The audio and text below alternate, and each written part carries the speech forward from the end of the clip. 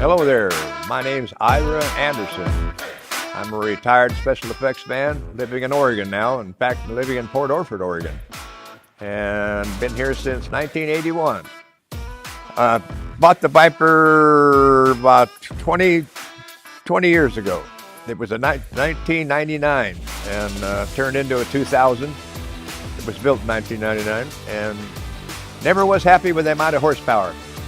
You always want more horsepower, so when they originally come out with 450. Well, that wasn't enough, so I took it back to Dodge and they built it back up again, and that wasn't enough, so I went back and got it up to 600 and something horsepower, and that wasn't enough. So got to be good friends with Tim Harding. He's the owner of Precision Performance down in Gold Beach.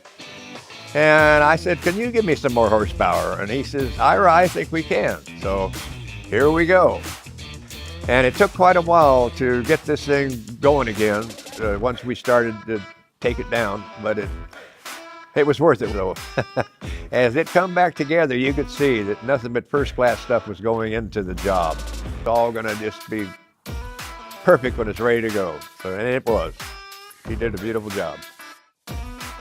Bored it out, just did about everything you could think of to it. Put a supercharger on it, which I already had one, but this is a little different type of supercharger, giving me more boost, 12 pounds of boost. And then we went with a different cam. We went with what they call striker heads. This is a completely different head and a completely different intake manifold, completely different exhaust system. Everything except for the crankshaft is added on. So it's quite a machine. Anyhow, I think we're over 1,000 horse, and that's the main thing.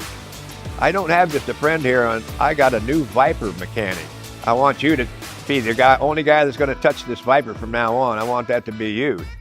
The double crown in the roof was named after Dan Gurney. He was in the Le Mans race, and he couldn't get into his GT40, so they put up what they call a bubble for his head to fit underneath. So they put that bubble on the Viper on each side, passenger and driver side, so it looks like a double bubble on the roof, and it kind of adds to the lines of the car. And I haven't seen too many other cars at all that come close to that double bubble on the roof. It just adds so much character to the car.